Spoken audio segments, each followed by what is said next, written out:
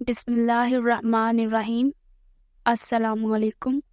Welcome to my YouTube channel horror stories with Gul. اگر آپ کو میری کہانی پسند آئے تو اسے لائک اور شیئر ضرور کیجیے گا اور میرے چینل کو سبسکرائب کیجیے گا۔ دوستو، کل آپ نے کہانی کا پارٹ 2 دیکھا، تو آئیے شروع کرتے ہیں اس کہانی کا پارٹ 3۔ جیسا کہ دوستو میں نے آپ کو کل بتایا تھا کہ قبر میں ایک نوجوان لڑکی کی برہنہ لاش پڑی تھی۔ لڑکی کے کفن کو شریف نے پوٹلی بنا کر ایک طرف رکھ دیا تھا۔ اس سے اگلا پارٹ شروع کرتے ہیں کہ اب وہ لڑکی کی لاش کے اوپر جھکا ہوا تھا۔ اسے اس حالت میں دیکھ کر مجھے جھرجھری سی آ گئی کہ شریف ایسی گری ہوئی حرکت بھی کر سکتا ہے۔ میں وہاں سے بھاگ جانا چاہتا تھا، لیکن میرے پاؤں جیسے من بھر کے ہو گئے تھے کہ میرے لیے پاؤں اٹھانا مشکل ہو گئے تھے۔ کچھ دیر بعد وہ قبر سے باہر نکل آیا اور مجھے مجبور کرنے لگا کہ میں بھی وہی شرمناک حرکت کروں جو وہ قبر کے اندر لاش کے ساتھ کر کے آ چکا ہے۔ میرے انکار پر اس نے جیب سے پستول نکال لیا اور دھمکی دی کہ میں نے اس کا حکم ماننے سے انکار کیا تو مجھے جان سے مار دے گا۔ زندگی کس کو پیاری نہیں ہوتی؟ اپنی زندگی کو بچانے کی خاطر میں قبر کے اندر اتر گیا اور قبر میں وہی حرکت کر بیٹھا جسے میں چند لمحے پہلے بہت برا سمجھ رہا تھا۔ شریف نے قبر سے کفن نکال کر قبر کو دوبارہ سے پہلے جیسی حالت میں کر دیا۔ اس کام سے فارغ ہو کر شریف مجھے قبرستان سے باہر لے آیا اور دھمکی دی کہ یہ بات میں کسی کو نہیں بتاؤں ورنہ سنگین نتائج بھگتنا پڑیں گے۔ میں نے اسے یقین دلایا کہ میں کسی کو یہ بات نہیں بتاؤں گا۔ میں کئی دن تک شریف سے نہیں ملا۔ مجھے شریف پر شدید غصہ تھا۔ اس رات اس نے کوئی اچھی حرکت نہیں کی تھی۔ پھر ایک دن خود بخود میرے پاؤں شریف کے گھر کی طرف اٹھ گئے۔ شریف مجھے دیکھ کر بہت خوش ہوا اور رات ہو جانے پر پھر مجھے قبرستان لے گیا۔ میں اس کے پیچھے ایسے چل پڑا جیسے اس کا غلام ہوں اور وہ میرا آقا ہے۔ اس رات بھی شریف نے وہی رات والی حرکت کی اور قبر سے باہر آ گیا۔ میں اس کے اشارے کا منتظر تھا۔ اشارہ پاتے ہی میں قبر میں اتر گیا اور اپنے شیطانی عمل میں مصروف ہو گیا۔ اب ہم دونوں کی دوستی اور مضبوط ہو چکی تھی۔ ہم ایک دوسرے کے رازدار بن گئے تھے۔ میرا حوصلہ بڑھ گیا تھا کہ جس رات شریف قبرستان نہیں جاتا میں اکیلا ہی پہنچ جاتا۔ قبر سے جو کفن ملتا تھا وہ ایک کفن بیچنے والے کو سستے داموں فروخت کر دیتا۔ ایک رات شریف کو دوسرے شہر جانا پڑ گیا۔ میں اکیلا ہی قبرستان چلا گیا اور ایک تازہ قبر کھود کر اندر اترا۔ عورت کا کفن اتار کر میں جیسے ہی اس کی جانب بڑھا، اچانک اس کی آنکھ کھل گئی اور اس کے منہ سے لمبے لمبے دانت باہر نکل آئے۔ میں گھبرا کر باہر نکلنے لگا، لیکن اس عورت نے میرا پاؤں پکڑ کر اندر کھینچ لیا۔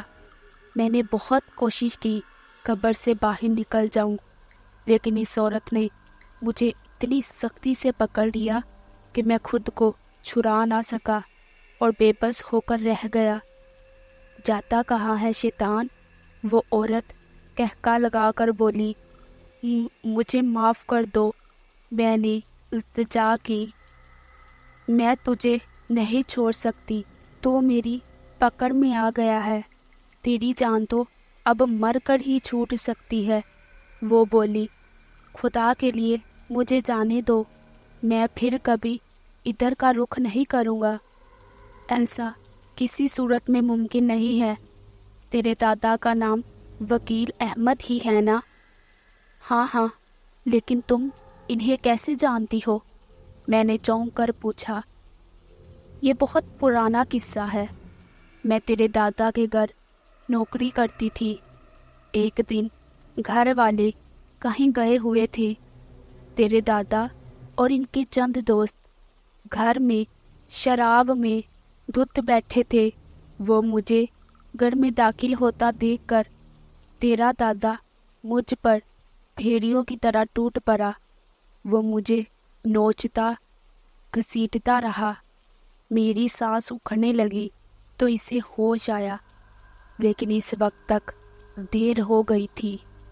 مرتے مرتے میں نے دل میں عہد کیا تھا کہ جب تک وکیل احمد اور اس کے گھر کے فرد سے اپنا انتقام نہ لے لوں، اس وقت تک میری روح کو قرار نہیں آئے گا۔ تو جب قبر میں اترا تھا، میری روح خوش ہو گئی کہ میری مراد برانے والی ہے۔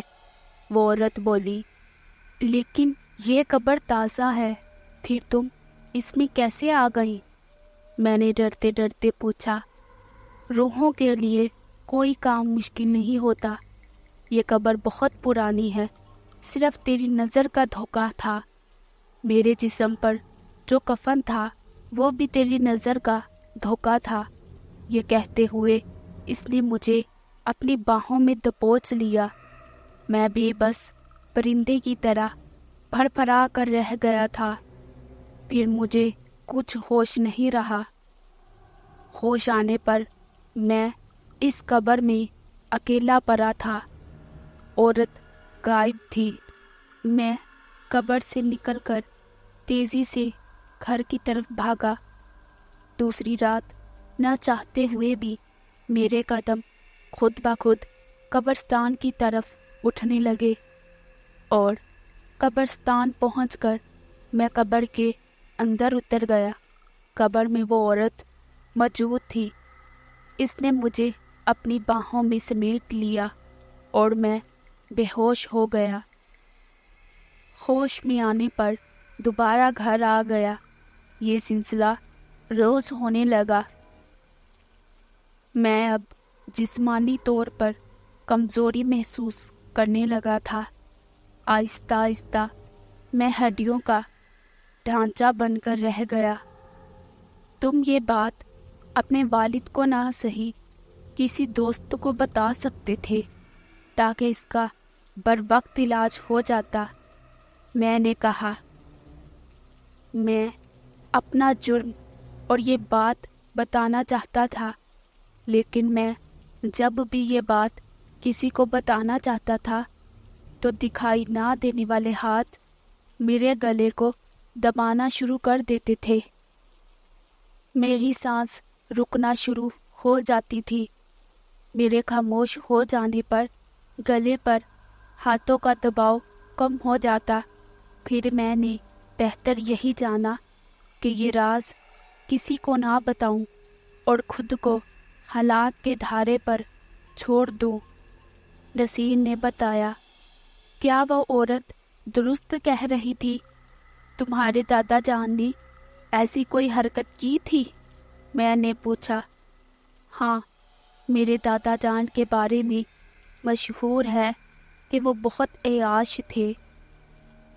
نہ جانے کتنی عورتیں ان کی ہوس کا شکار ہو کر قبرستان کی زینت بن چکی تھی۔ پیسہ ان کے پاس بہت تھا۔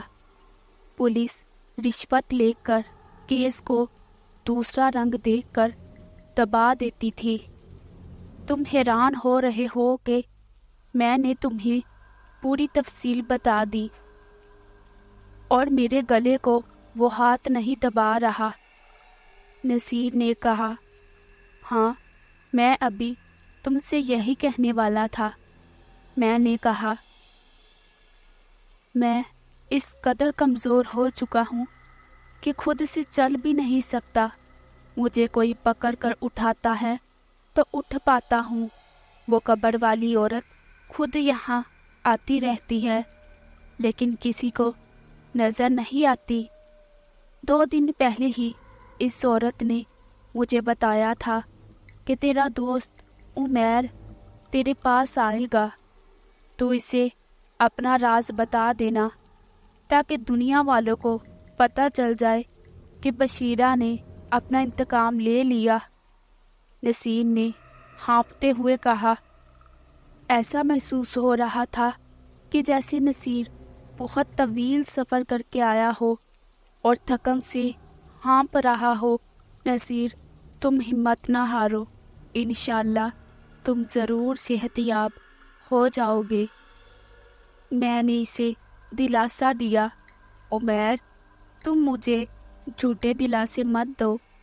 جو مولوی صاحب مجھ پر دم کرنے آتے ہیں وہ کہہ رہے تھے کہ میرے گھر والوں نے روحانی علاج کرانے میں بہت دیر کر دی ہے۔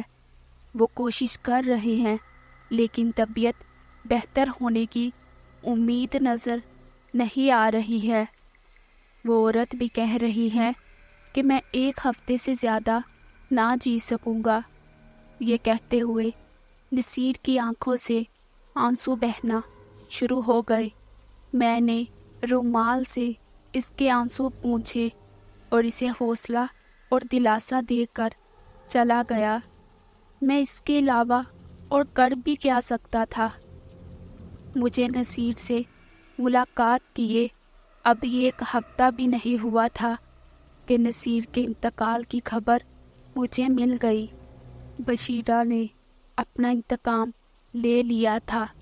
بقول بشیرہ کے ایسے انتقام لینے پر اس کی روح کو چین آ جائے گا۔ ممکن ہے ایسا ہو جائے۔ ایسا ہونے پر نصیر کے خاندان کے لوگ اب محفوظ ہو جائیں گے۔ اگر بشیرہ کی روح کو چین نہ آیا تو پھر اس کے خاندان کے مزید لوگ بشیرہ کے انتقام کی بھینٹ چڑھ سکتے ہیں۔ دوستو، امید کرتی ہوں کہ آپ کو آج کی کہانی پسند آئی ہوگی۔ اب ملتے ہیں کسی نئی کہانی کے ساتھ، تب تک کے لیے اللہ حافظ۔